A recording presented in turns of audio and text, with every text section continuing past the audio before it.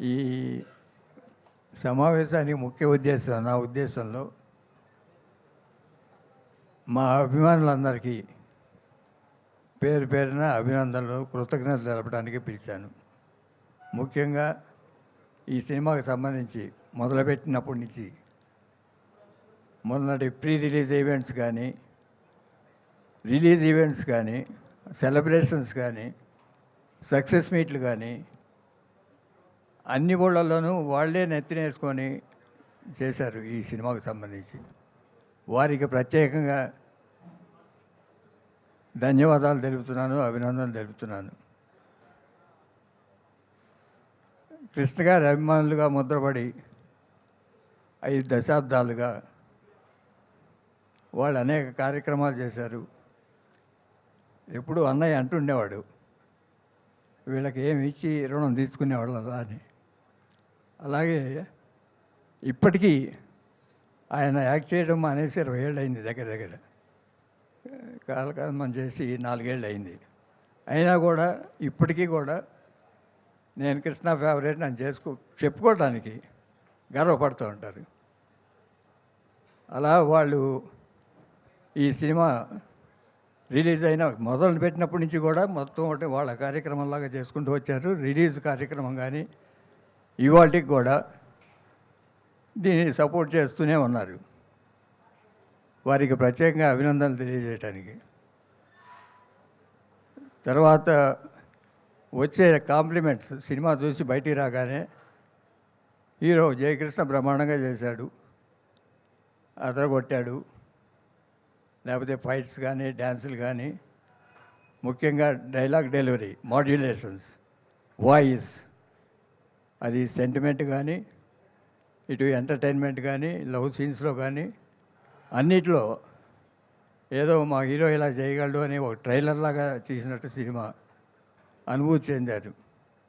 హృదయపూర్వకంగా వాళ్ళందరూ మంచి ఒపీనియన్తో ఉన్నారు సినిమా మీద కన్నా, సినిమాతో కన్నా హీరో మీద, జయకృష్ణది.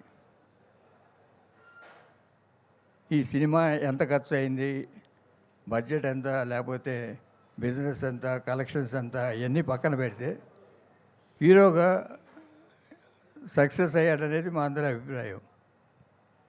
నువ్వు కూడా ఈ సినిమా కలెక్షన్స్ ఏంటి, అది ఏమిటి, ఏంటని పట్టించుకోకుండా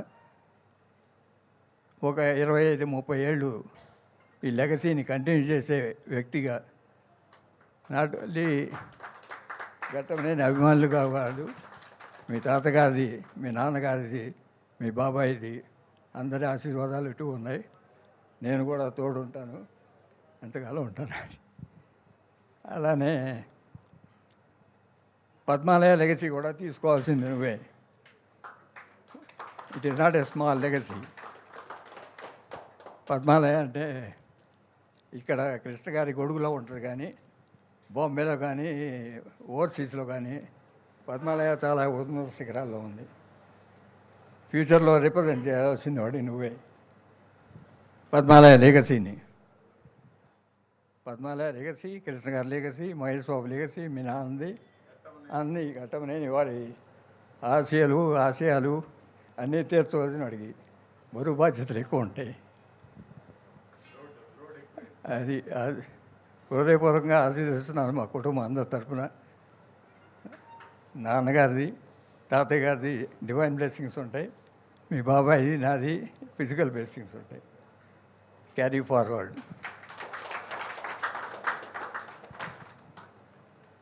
పద్మాలయ లెగసీ అన్నాను కదా, పద్మాలయ స్టూడియో చూసుకోవాలి. మీ తాతగారు ఎలా చూశారో అవన్నీ అందరి అభిప్రాయాల్ని, అందరి అభిమానుల్ని తోడు తీసుకెళ్ళి you create your own career life.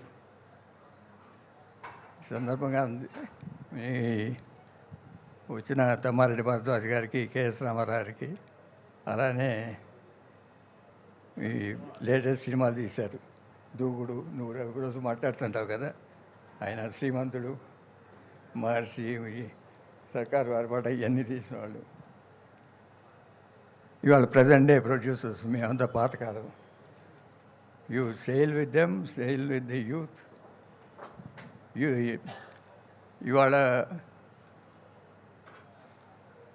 జరిగింది ఏంటంటే, ఈ హాలీవుడ్ ఫిల్మ్ ఇండస్ట్రీ నుంచి ఇండియన్ బాక్స్ ఆఫీస్ మీద దెబ్బ కొట్టే అంత సినిమాలు నాకు తెలిసి 30-40 ఏళ్ళలో రాలా. ఇవాళ సినిమా రిలీజ్ అయిన సినిమా స్పైడర్ మ్యాన్ అనే cinema Indian box office Sheikh చేసేంత కలెక్షన్స్ ఇవాళ వచ్చినాయి. ఇది ఊహించలే.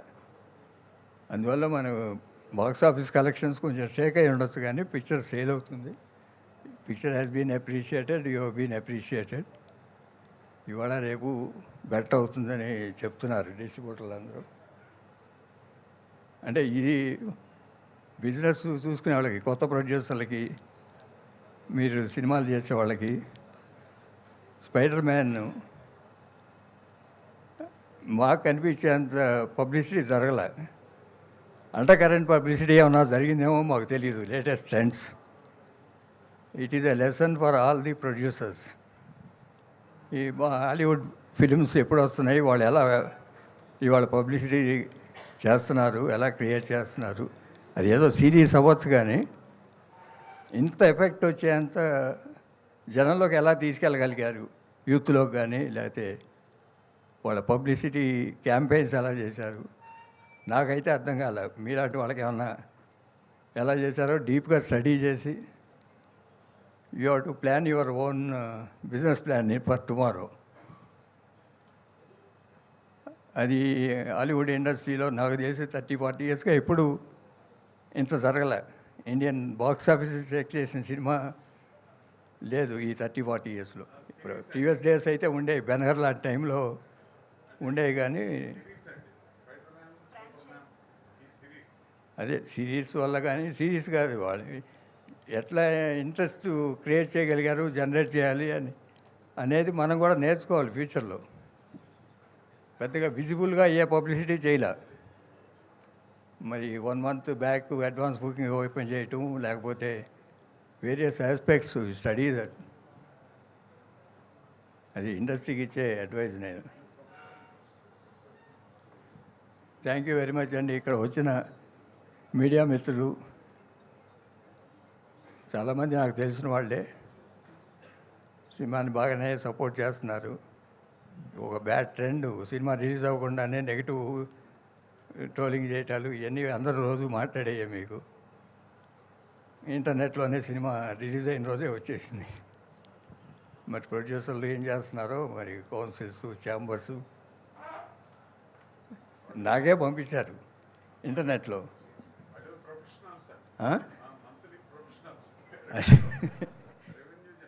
అది ఇండస్ట్రీ సీరియస్గా తీసుకోవాలి కదా ఇట్లాంటి వాటి మీద. సరే, అది ఒక రకమైన పబ్లిసిటీ అనుకుంటున్నారేమో, కానీ ప్రొడ్యూసర్లు అది అరికట్టాల్సిన బాధ్యత ఉంది ఇండస్ట్రీకి. ఈ నా ఆహ్వానాన్ని మంచి వచ్చినందుకు మీకు అందరికీ ప్రత్యేక అభినందనలు, మీడియాకి పర్టికులర్గా. థ్యాంక్ యూ వెరీ మచ్ అండి. Thank you sir, thank you very much.